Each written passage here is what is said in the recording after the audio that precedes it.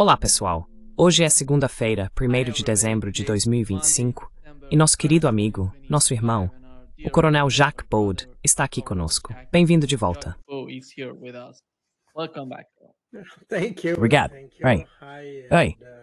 Gabriel Max Beamer into seu programa.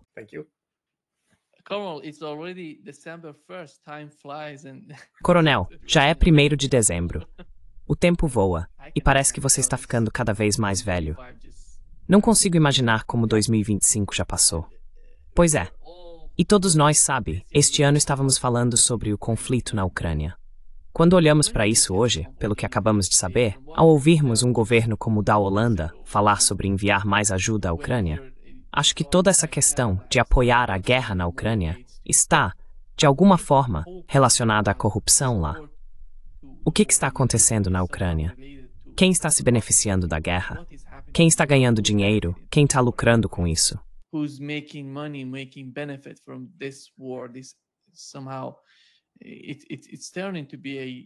De alguma forma, isso está se transformando em uma guerra sem fim na Ucrânia. Qual é a sua compreensão do que aconteceu lá, com Yermak sendo demitido do governo Zelensky? E quando olhamos para a Europa, parece que muitas pessoas lá, na minha opinião, sabem o que está acontecendo com a guerra na Ucrânia. Ninguém está realmente vencendo do lado ocidental. E mesmo assim, os governos continuam apoiando a guerra. Qual é a sua compreensão dessa corrupção que nem vemos tão profunda, tanto dentro quanto fora da Ucrânia, especialmente onde João estava dissidente?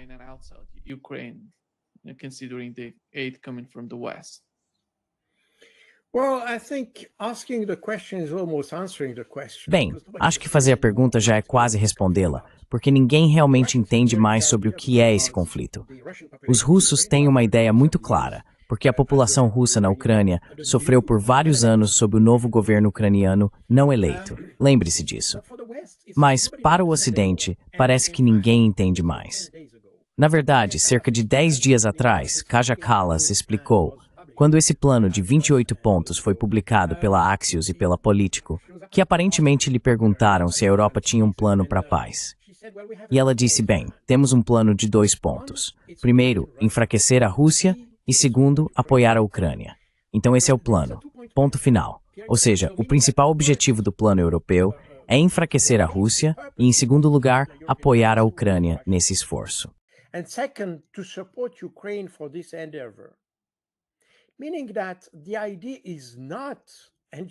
Ou seja, a ideia não é, e novamente não dá nem para inventar isso, ela não disse, queremos restaurar a Ucrânia, queremos ter uma Ucrânia democrática, esse deve ser nosso primeiro objetivo. Não, não foi isso que ela disse. Ela disse, queremos enfraquecer a Rússia. E mais uma vez, se você tomar essa declaração apenas como uma pista, entendemos muito melhor a reação dos europeus. Eles nunca realmente ajudaram a Ucrânia de forma decisiva a vencer a guerra. Eles só querem uma guerra que dure muito tempo. Uma guerra em que a Rússia gaste muitos recursos, em que surja fadiga dentro da população russa, e essa fadiga possa levar a algum tipo de mudança política dentro da Rússia, essencialmente uma espécie de mudança de regime, se quiser chamar assim.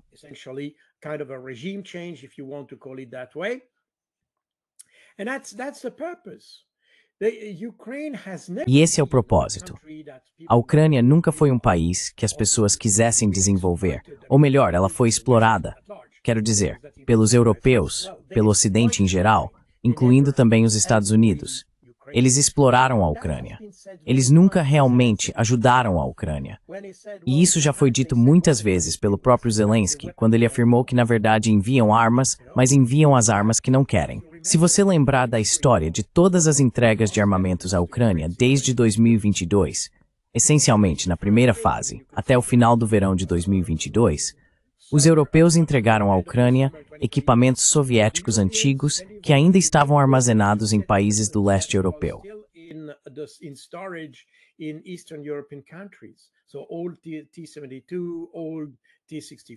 Então, velhos T-72, velhos T-64, velhos T-55, velhos T-62 e munição soviética antiga.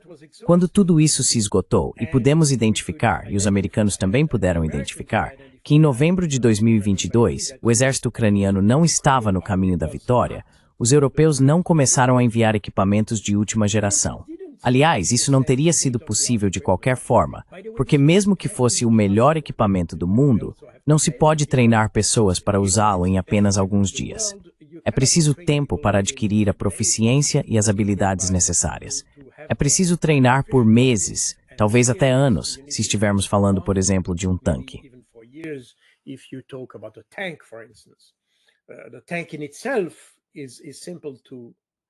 O tanque em si é simples de manusear ou manobrar, mas usá-lo de forma coerente dentro de um conceito tático exige anos de experiência, tanto no nível da tripulação quanto no nível de comando. Assim, o Ocidente nunca realmente previu ajudar a Ucrânia por muito tempo, porque, na verdade, foi surpreendido pela resiliência da Rússia. E isso, de fato, mudou todo o plano do Ocidente. O Ocidente queria agir principalmente por meio de sanções, esperando que o isolamento fizesse a Rússia colapsar muito rapidamente. Mas isso não aconteceu, e eles não haviam previsto isso. Portanto, não foram capazes de apoiar a Ucrânia de maneira decisiva.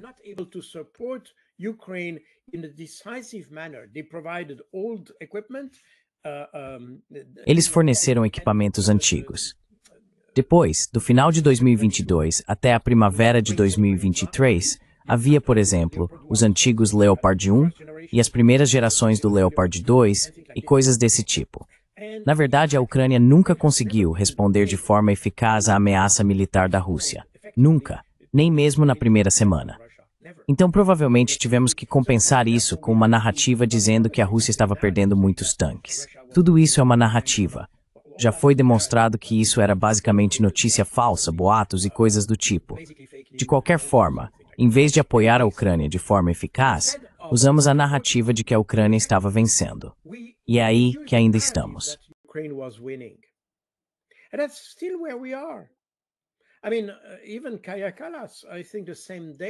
Quer dizer, até a Kaja Kallas, acho que foi no mesmo dia, mencionei a citação antes, disse que é errado dizer que a Ucrânia está perdendo. Mas qual é o critério dela? Não é nenhum mistério perceber que o exército ucraniano está perdendo pessoas. O exército está sendo obrigado a recrutar pessoas à força. Vemos diariamente centenas, ou pelo menos dezenas, de vídeos mostrando pessoas sendo tiradas das ruas nas cidades e a população protestando contra esses recrutamentos forçados. Então dá para ver que há uma escassez.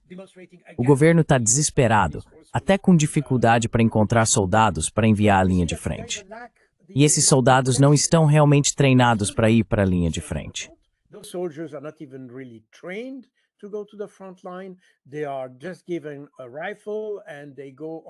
Eles recebem apenas um fuzil, são enviados para a linha de frente e esperam que saibam o que fazer com ele. Do lado ucraniano, quase não restam forças blindadas. Essas unidades estão literalmente desaparecendo dos mapas. Todas as táticas agora dependem de pequenos drones. Mas mesmo que um drone seja uma ferramenta interessante para incomodar as pessoas, incomodar os russos, neste caso, não é uma ferramenta que traga a vitória. Ela não permite conquistar território, nem destruir tropas. Pode minar fortificações locais e coisas do tipo, mas por si só vai capaz garantir a vitória.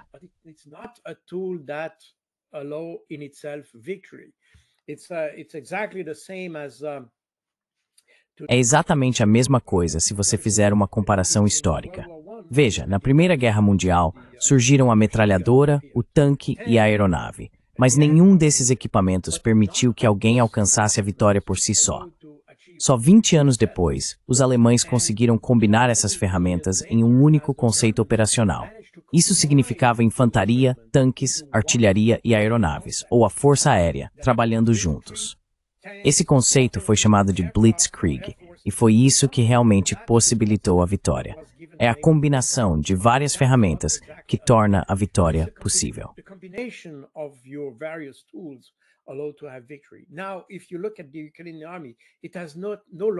Agora, se você observar o exército ucraniano, ele já não tem mais a capacidade de combinar nada. Não possui força aérea. Tem apenas infantaria com drones, mas sem artilharia real. toda a artilharia foi superada pela artilharia russa, que é extremamente forte.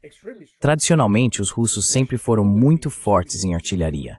Portanto, os ucranianos nem sequer têm as capacidades ou competências táticas para alcançar qualquer tipo de vitória.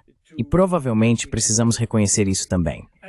Na verdade, isso fala a favor da bravura dos soldados ucranianos, pois eles não recebem o que é necessário para alcançar a vitória, e mesmo assim continuam, até certo ponto, lutando.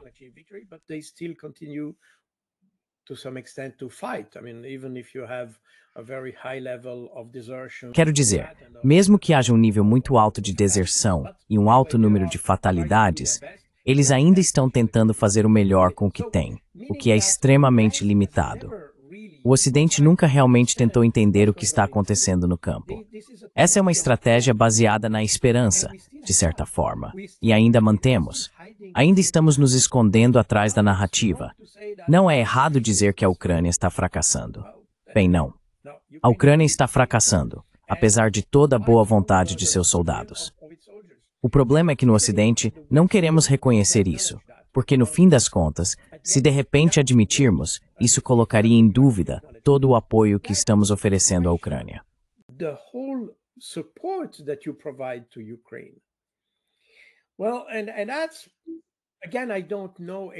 Bem, eu não sei exatamente quem está por trás dessas acusações de corrupção, das denúncias e das investigações que estão acontecendo atualmente na Ucrânia.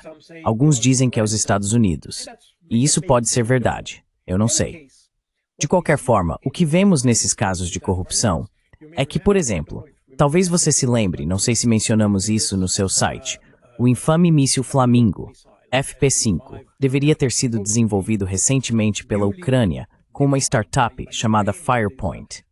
Ela surgiu do nada, mas tinha muito financiamento ocidental, e começaram a desenvolver um míssil de cruzeiro chamado Flamingo. Esse míssil deveria ter um alcance de 3.000 quilômetros e seria uma espécie de divisor de águas, já que os Estados Unidos estavam relutantes em fornecer o míssil Tomahawk.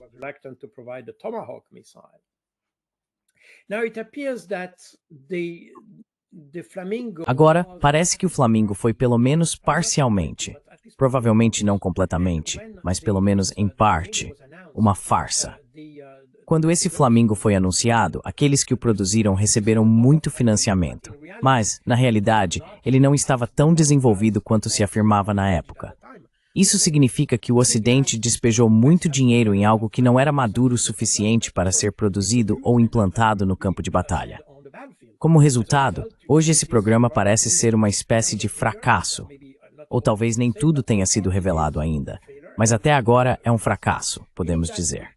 Essa investigação sobre corrupção expõe sérios problemas na má gestão dos fundos ocidentais.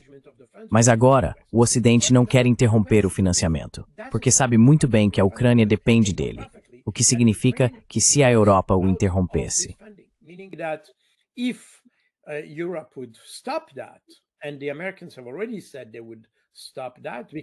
E os americanos já disseram que iriam parar com isso, porque os americanos, e Trump, provavelmente, perceberam instintivamente que isso é um buraco negro. Você apenas envia dinheiro e nada sai disso. Os europeus continuaram fazendo isso, mas a opinião pública na Europa está se tornando cada vez mais relutante em apoiar a Ucrânia. Como resultado, a elite e a liderança ucranianas não querem reconhecer nenhuma das fraquezas da Ucrânia, porque isso significaria que todo o financiamento que estamos fornecendo é em vão. E eles não querem admitir isso. Mais uma vez, o objetivo não é apoiar a Ucrânia, é enfraquecer a Rússia. É por isso que eles não querem entrar em nenhum tipo de negociação. A ideia é que a Rússia continue gastando recursos, dinheiro, pessoal, equipamentos e assim por diante em uma guerra sem fim.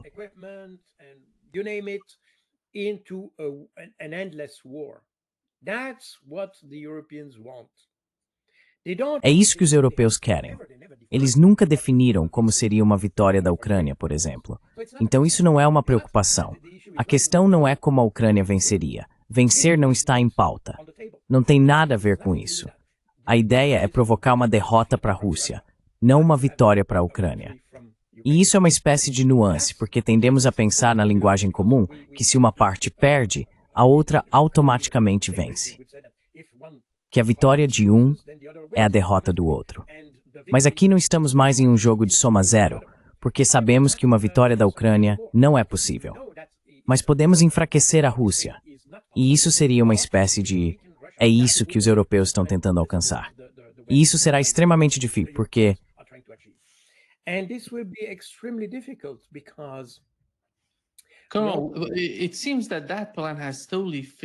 Parece que esse plano fracassou completamente.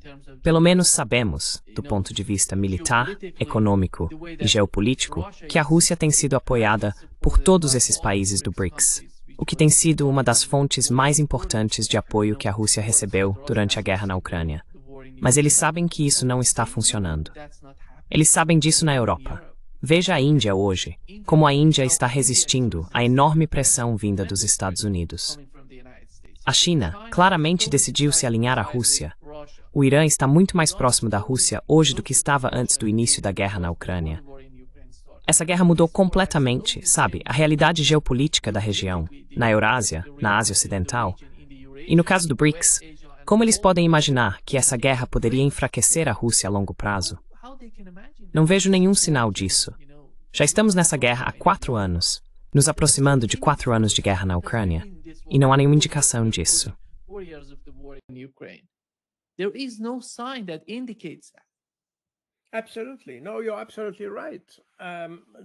Com certeza. Não, você está absolutamente certo. O problema é que o Ocidente quis impor sua vontade sobre o mundo inteiro.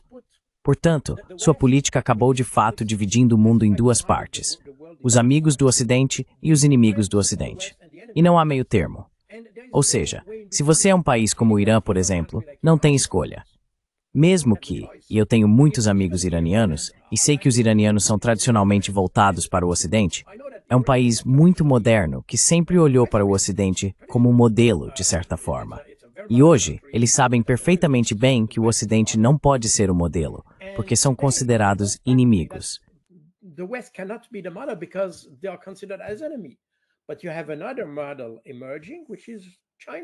Mas há outro modelo emergindo, que é a China, que na verdade tem características muito semelhantes às do Ocidente, quero dizer em economia, tecnologia, comércio, desenvolvimento e tudo mais. E de fato, a China se tornou o modelo, como já disse muitas vezes, porque a China se tornou a locomotiva do resto do mundo. Ela criou um modelo alternativo, o que significa que hoje você não está mais limitado a escolher o Ocidente. Quero dizer, há 40 anos você não tinha alternativa. Se fosse isolado do Ocidente, estaria realmente isolado de tudo, porque o Ocidente dominava tecnologicamente, militarmente, economicamente, de certa forma, dominava o mundo. Não estou fazendo nenhum julgamento sobre se isso era bom ou ruim, mas essa era a realidade.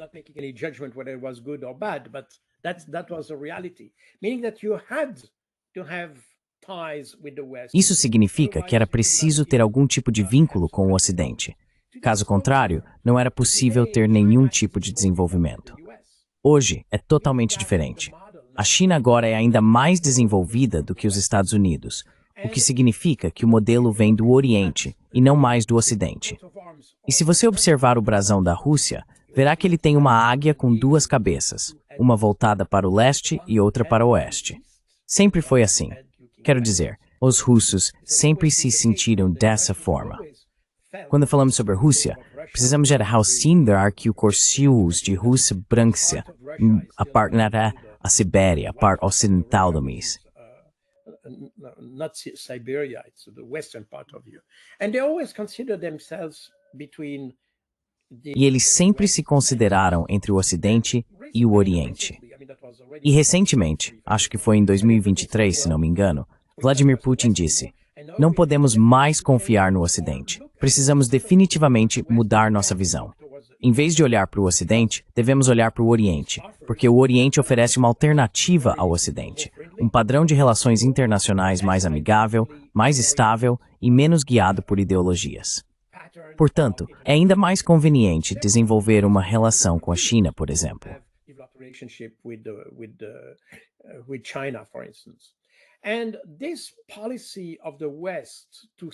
E essa política do Ocidente, de sancionar todos que usam dólares americanos ou comercializam bens ocidentais, coisas desse tipo, levou o restante do mundo a dizer, certo, se vocês não querem que negociemos com o seu dinheiro, se não querem que negociemos da forma que desejamos, então é melhor cortar completamente.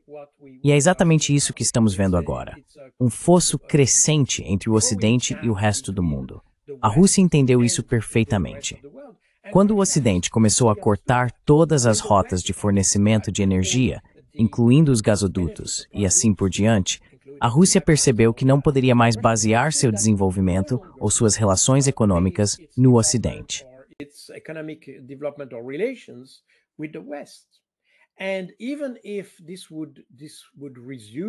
E mesmo que isso fosse retomado daqui a 1 ou 2 anos, ainda haveria o risco de outro corte. Isso significa que para a Rússia é melhor construir agora um tipo completamente novo de relacionamento com pessoas mais estáveis. E de fato, essa estabilidade foi proporcionada, ironicamente, pelo Ocidente, porque ao fazer o Ocidente definir o resto do mundo como inimigo, criou-se um mundo de segunda classe, por assim dizer, não de segunda classe em um sentido qualitativo, mas em um sentido geográfico.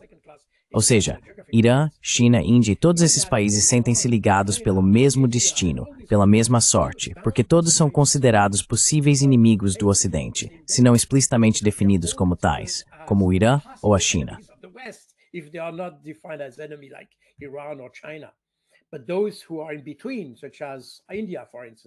Mas aqueles que estão no meio termo, como a Índia, por exemplo, sabem que, se as coisas derem errado, o Ocidente vai sancioná-los, vai impedir seu desenvolvimento e coisas do tipo.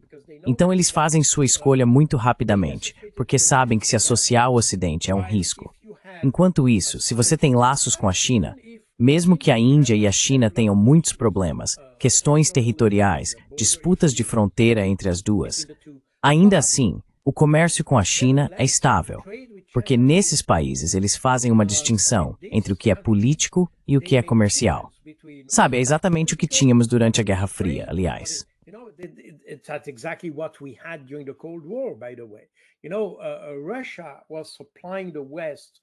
Sabe, a Rússia vinha fornecendo gás ao Ocidente desde o final dos anos 60, o que significa que durante toda a Guerra Fria havia gás russo chegando à Europa, e isso foi durante a Guerra Fria. Tivemos muitas situações em que quase houve confrontos entre o leste e o oeste, ou entre o bloco comunista, o Pacto de Varsóvia e a OTAN. Mas a Rússia nunca interrompeu, ou sequer ameaçou interromper, o fornecimento de gás em troca de concessões geopolíticas ou algo do tipo. Isso nunca aconteceu. Os russos sempre foram extremamente consistentes. Quero dizer, você tem um acordo comercial. É um acordo comercial, ponto. Depois há questões políticas, questões geopolíticas, questões geoestratégicas. São assuntos diferentes. Mas um acordo comercial é um acordo comercial. Está assinado e pronto. Ponto final.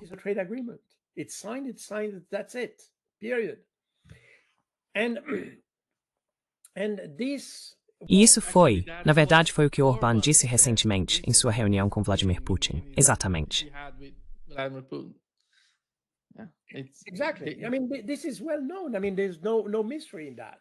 Quer dizer, isso é bem conhecido. Não há mistério nisso. E é aí que, de fato, se você olhar o quadro geral, diria que o Ocidente é pouco confiável, porque o Ocidente, de repente, decidiu que era dependente da Rússia. Mas o problema é que o Ocidente não é dependente da Rússia. O Ocidente é dependente de energia. Quero dizer, a Europa Ocidental é dependente de energia. Esse é o ponto. E isso não é uma questão de Rússia ou não Rússia, é uma questão de energia. E é exatamente isso que estamos testemunhando hoje. Porque se a Rússia é retirada da equação, então resta apenas os Estados Unidos. E os Estados Unidos são um país que não é dependente de energia, ou não completamente, digamos, porque tem suas próprias linhas de suprimento em termos de energia.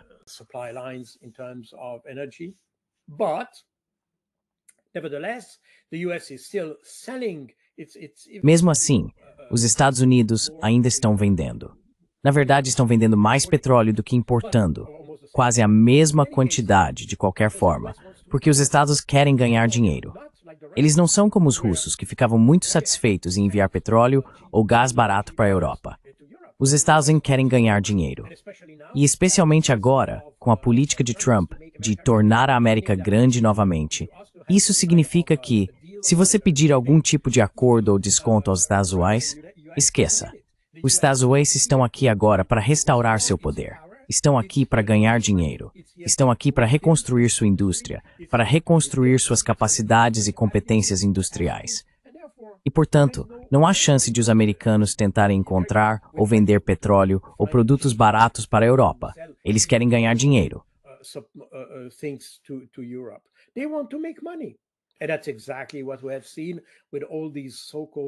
E é exatamente isso que temos visto com todos esses chamados acordos, a guerra tarifária e tudo mais, porque a ideia é a seguinte: se você quiser nos vender coisas, enfrentará tarifas, porque não queremos seus produtos. Queremos vender para você, mas não queremos seus produtos. E, portanto, impomos tarifas sobre esses equipamentos para proteger nossa própria indústria. A lógica por trás do comércio do lado dos Estados Unidos com a Europa, em comparação com o lado russo com a Europa, é completamente diferente. Os russos nunca afirmaram ter recursos suficientes para vender para o mundo inteiro. Portanto, não precisam ganhar dinheiro com a Europa. E é exatamente esse o problema que temos hoje. Ou seja, os russos não cortaram deliberadamente os laços. Quero dizer, eles não os cortaram. Reconheceram que os europeus é que cortaram os laços com eles e não querem enfrentar esse problema.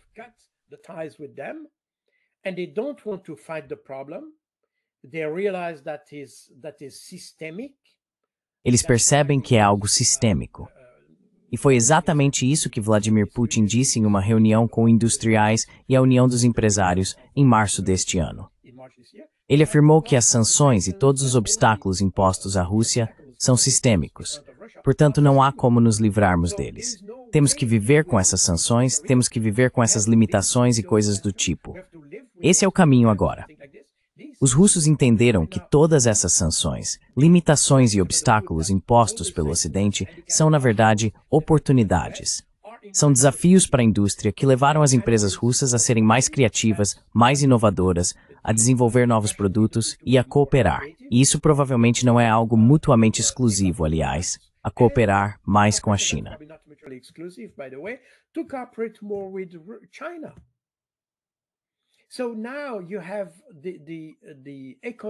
Então agora o ecossistema mudou. Embora os russos, por décadas, tivessem a ideia de se aproximar do ecossistema da Europa Ocidental, eles agora abandonaram completamente essa ideia. Estão mais ligados ao ecossistema chinês ou asiático, que provavelmente é mais promissor para eles do que o do Ocidente. E, aliás, podemos ver que o Ocidente está em colapso. Quase todos os grandes países da Europa têm problemas fiscais. Eles querem desenvolver a militarização da sociedade, mas não têm dinheiro para isso. Então precisam reduzir a seguridade social, como se diz. Estou esquecendo a palavra agora. O apoio que se dá às pessoas para sobreviver, coisas assim.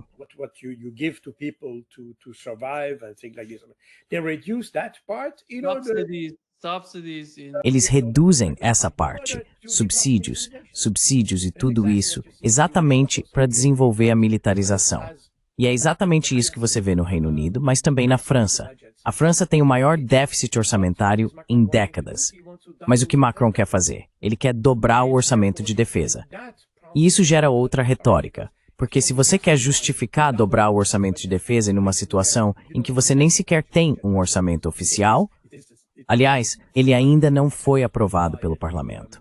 E numa situação dessas, para forçar a militarização da economia, é preciso criar uma nova narrativa, a saber que a Rússia vai atacar a Europa em 2 ou 3 anos.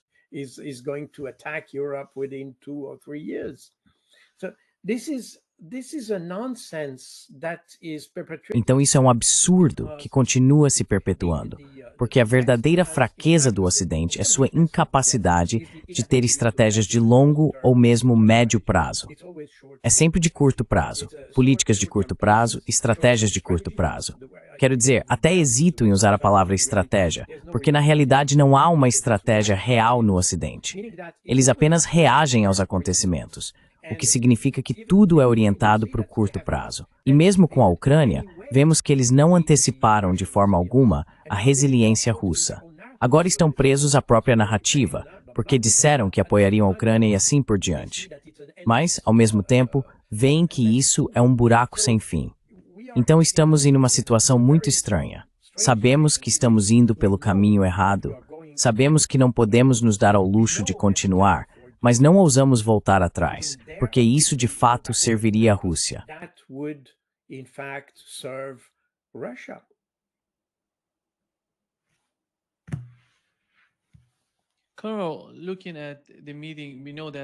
Coronel, observando a reunião, sabemos que Steve Witkoff estará na Rússia amanhã para conversar com os russos.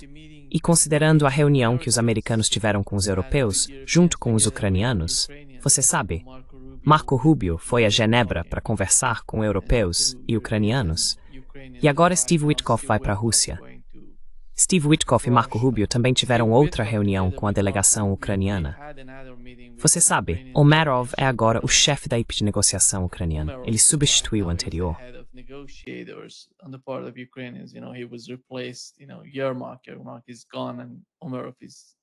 Sabe, Yermak saiu e agora Umerov está lá. Como você vê a situação? Você acha que essa mudança dentro da administração ucraniana, Umerov entrando no lugar de Yermak, o que isso significa? Qual é a sua interpretação? Isso vai ter algum tipo de influência?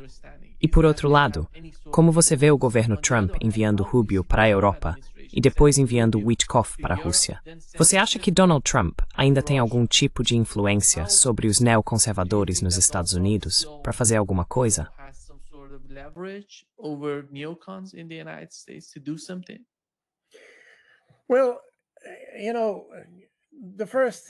Bem, veja, a primeira coisa é lembrar as pessoas de que a Rússia está vencendo no campo de batalha e que os Estados Unidos não têm influência sobre a Rússia. Isso já havia sido identificado meses atrás. Nós sabemos disso. Então, a ideia de Trump provavelmente era, em algum momento, ter algum tipo de plano possível que pudesse ser colocado sobre a mesa e então fazer com que os ucranianos o assinassem. E provavelmente os russos também. É o que ele fez em muitas ocasiões. Ele chega com um plano pronto e as pessoas precisam aprová-lo. Mas não foi isso que aconteceu aqui. E provavelmente Witkoff entendeu isso quando elaboraram esse plano, que é, na verdade, um documento de trabalho. Pontos de discussão, na realidade.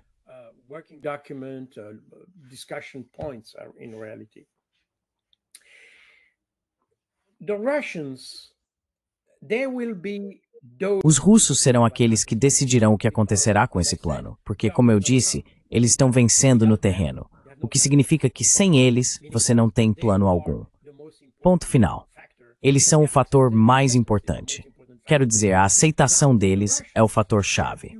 Agora, a visão russa, e foi exatamente isso que Vladimir Putin explicou em Bishkek muito recentemente durante a coletiva de imprensa, é que o que eles entendem por negociação é essencialmente colocar um plano sobre a mesa e então ambas as partes conversam e fazem concessões, uma após a outra, até chegarem a algum tipo de acordo. É basicamente assim que um acordo funciona. Há exigências de ambos os lados e há expectativas de ambos os lados.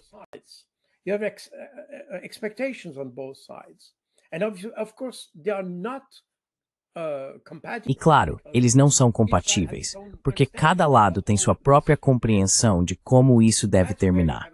E é aí que entra a negociação. É por isso que as negociações podem levar muito tempo. Quero dizer, se você considerar as negociações da Guerra do Vietnã ou da Guerra da Argélia com a França, elas podiam levar meses até chegar a um acordo, porque as posições precisam se aproximar cada vez mais até que se encontre um compromisso aceitável. É assim que os russos veem a situação. Agora, nós tínhamos um plano com pontos de discussão, como conversamos na semana passada. O que os americanos fizeram com os europeus e os ucranianos em Genebra, no dia 23 de novembro, ou seja, há uma semana, foi, na verdade, reavaliar e reescrever esse plano, tornando-o ainda mais distante do que os russos poderiam aceitar.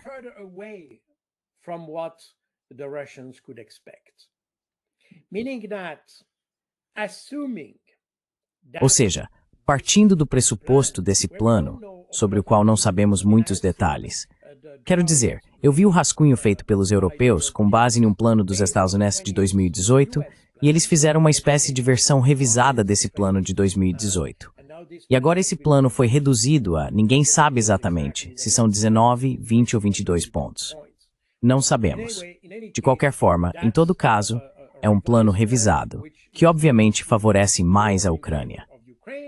O número de pontos foi reduzido, mas o conteúdo parece ser igualmente favorável à Ucrânia, o que significa que agora as posições do que os russos esperam e do que os ucranianos esperam estão ainda mais distantes.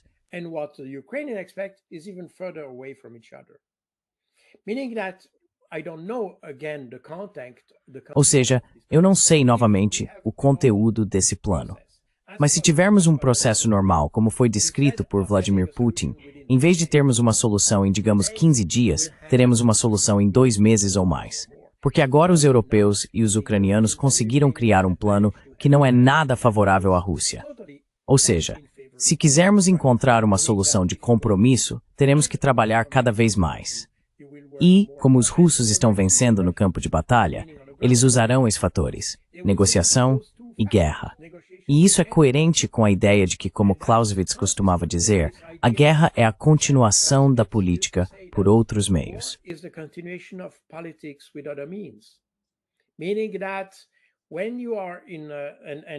Ou seja, quando você está em, e como mencionei no meu livro sobre a arte russa da guerra que está atrás de mim, você tem... Os russos pensam exatamente como Clausewitz, que a guerra é uma continuação da política por outros meios, o que significa que eles podem alternar entre negociação e guerra. Negociação e guerra. É por isso que os russos consideram possível negociar em uma situação de guerra. E você deve se lembrar de toda a discussão que tivemos em junho. Não, quero dizer, basicamente durante o verão, com o Ocidente e a Ucrânia dizendo que precisamos de um cessar-fogo, ponto final. E então talvez possamos conversar.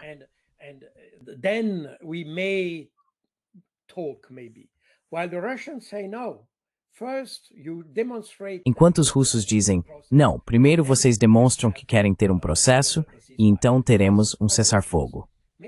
Porque para os russos, fazer guerra e negociar não são coisas antagônicas, não são mutuamente exclusivas. Eles até consideram que é possível criar uma espécie de sinergia entre o que acontece no campo de batalha e o que acontece na sala de negociações. E é aí que se percebe que os europeus, na verdade, não entenderam isso. Por essa razão, novamente, eles provavelmente conseguiram elaborar um plano mais favorável à Ucrânia do que o plano do dia 28, mesmo que o plano original dos Estados Unidos não fosse favorável à Rússia.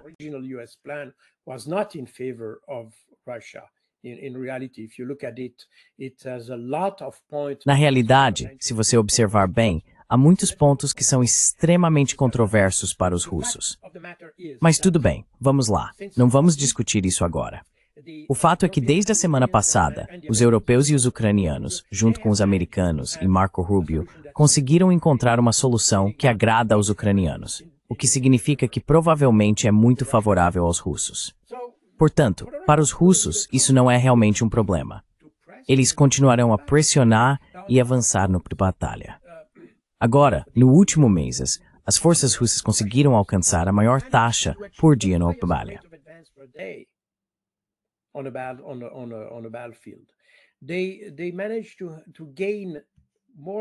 Eles conseguiram conquistar mais de 23 quilômetros quadrados por dia. Essa é a taxa mais alta que alcançaram desde o início da operação militar especial, o que significa que no mês passado conquistaram cerca de 700 quilômetros quadrados. A dinâmica do campo de batalha está a favor dos russos. Agora é possível elaborar outros planos em favor da Ucrânia, mas os russos dirão, tudo bem, vamos conversar, mas vai levar o tempo que for necessário.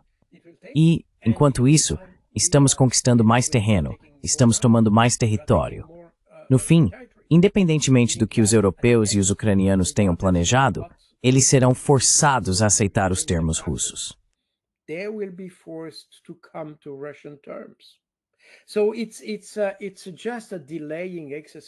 Então, é apenas um exercício de adiamento que eles fizeram. É simplesmente um exercício de adiamento porque os russos estão em posição de alcançar o que queriam alcançar, e provavelmente até mais. Porque, novamente, lembre-se de que as 4 regiões, Kherson, Zaporozhye, Donetsk e Lugansk, não eram o objetivo final dos russos. Elas são apenas uma pré-condição para entrar em um processo de negociação. Não é o objetivo final dos russos. Isso é algo que as pessoas tendem a esquecer. Tendemos a ver isso como o objetivo deles. Não, não é. E isso foi claramente declarado por Vladimir Putin em 14 de junho de 2024. Não há absolutamente nenhuma indicação de que Vladimir Putin tenha se desviado disso.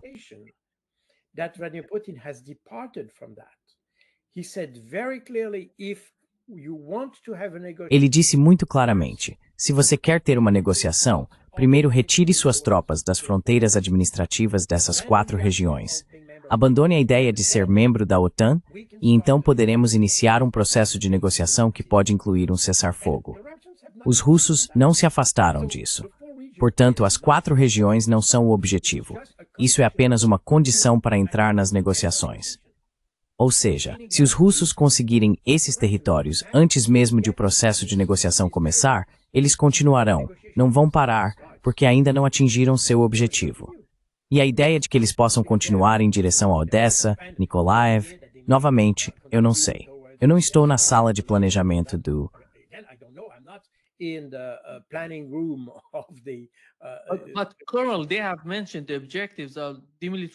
Mas, coronel, eles mencionaram os objetivos de desmilitarização e desnazificação. E o que me parece estranho nesse plano é que estão falando em anistia para crimes de guerra.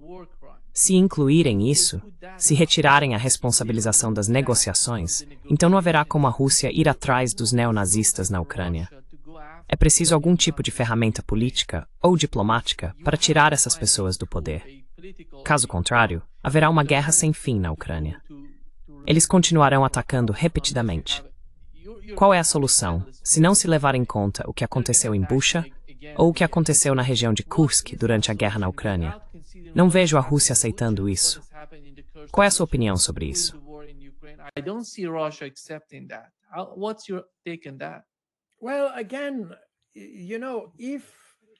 Bem, novamente, vamos supor que temos uma negociação, mas nenhum documento final, por assim dizer. Nenhum acordo, nenhum compromisso. Os russos continuarão, e chegará um ponto em que os ucranianos simplesmente capitularão sem ter chegado a um acordo. É provavelmente para isso que estamos caminhando. E quando se tem uma situação em que não há outra escolha a não ser capitular, então não há mais questão sobre crimes de guerra e tudo isso. Observe que a questão dos crimes de guerra no documento aparentemente foi modificada pelos próprios ucranianos.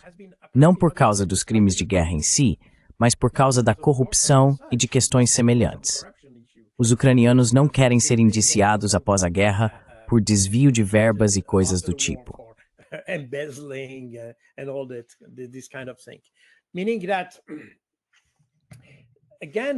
Ou seja, novamente essa questão do que vem depois, acho que os russos terão algo para levar os criminosos de guerra a um tribunal. Eles querem isso.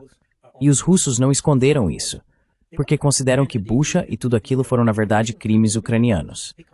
Eu não sei exatamente, embora tenda a achar que eles possam ter razão em certa medida, mas o fato é que nós realmente não sabemos o que aconteceu lá.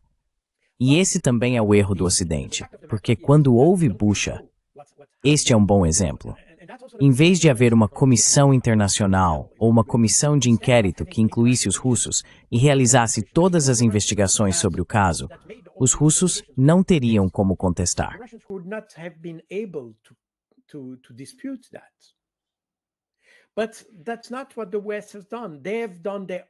Mas não foi isso que o Ocidente fez. Eles realizaram sua própria comissão de inquérito ocidental, e até gendarmes franceses foram enviados para lá. Agora ninguém mais fala sobre isso. A razão é que o que eles descobriram tende a confirmar o que os russos disseram, e é por isso que ninguém menciona mais essa comissão de inquérito. Isso significa que os russos têm um argumento muito forte. Isso não quer dizer que os russos não tenham cometido crimes de guerra. Acho que em qualquer guerra, todos os lados os cometem. Mas em rasquimores maiores. But there are smaller ones and big ones. There are also war crimes that you commit without really knowing them. Também existem crimes de guerra que você comete sem realmente saber. E há aqueles que são, digamos, de alguma forma planejados, organizados e até ordenados. Esses são os casos reais. Mas há muitas pessoas que provavelmente mataram civis, não exatamente porque queriam, mas porque estavam com medo, ou acharam que o civil era um combatente. Quero dizer, podem existir casos que são tecnicamente crimes de guerra, mas provavelmente não no sentido de terem sido intencionais, se é que você me entende. E então há crimes de guerra, como os de Bucha e outros, em que se tenta realmente eliminar uma população, ou um grupo militar, ou coisas do tipo, em que a tortura e atos semelhantes são usados.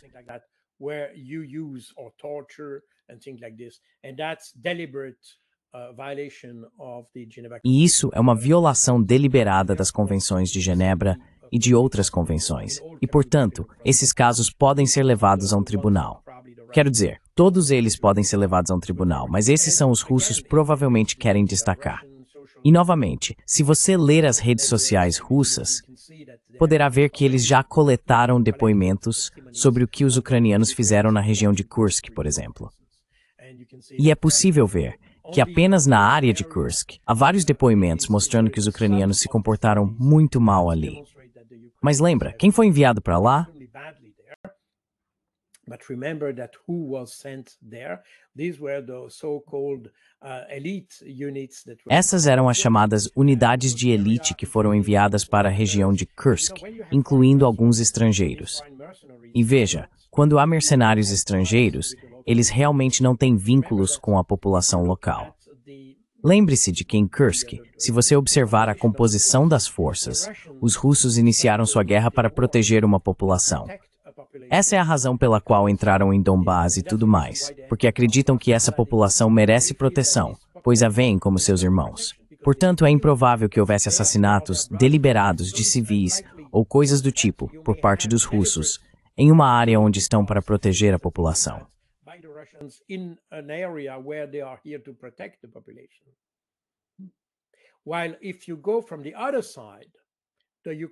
Se você olhar do outro lado, o dos ucranianos, antes de tudo, como eles não tinham pessoas suficientes para defender o país, trouxeram voluntários e mercenários e assim por diante.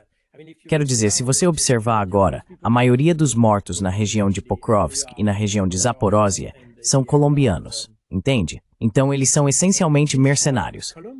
Esses mercenários são bem pagos para fazer o trabalho, mas isso significa que esses caras não têm absolutamente nenhum sentimento pela população civil. Eles não têm nenhuma ligação com ela. Eles não estão lá para protegê-la.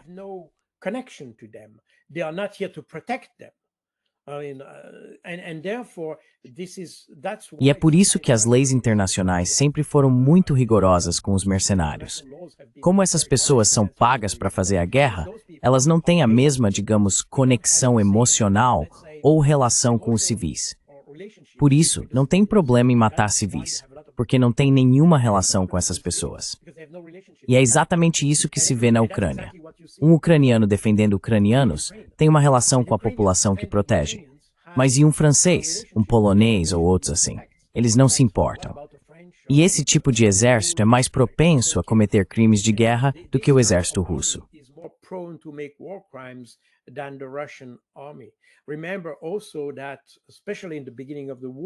Lembre-se também de que, especialmente no início da guerra, os soldados que lutavam no Donbás, nas regiões de Donetsk e Lugansk, costumavam ser milícias locais, ou seja, soldados da própria região. Eram cidadãos de Donetsk e cidadãos de Lugansk lutando para libertar, como diziam, seu próprio território. Isso significa que eles até tinham parentes entre a população civil. Portanto, essas pessoas provavelmente cometeram crimes de guerra não intencionais, mas é improvável que tenham cometido crimes de guerra intencionais contra a população local. É possível que tenham cometido mais crimes de guerra contra soldados ucranianos.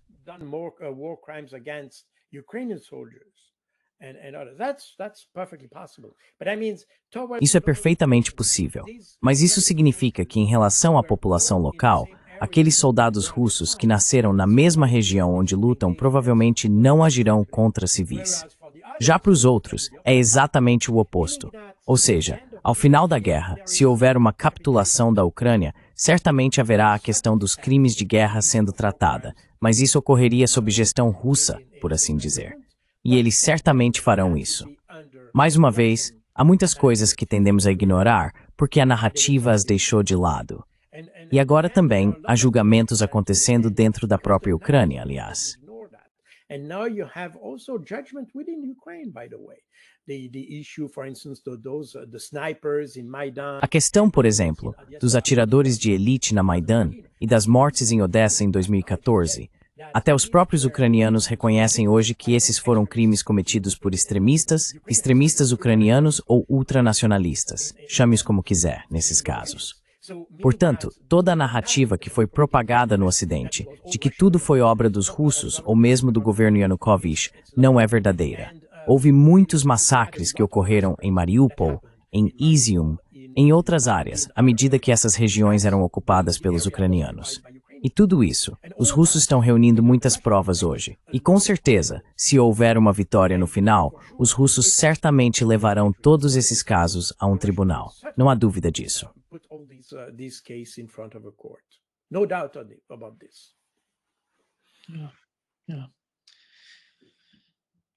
Muito obrigado, Carl, por estar conosco hoje.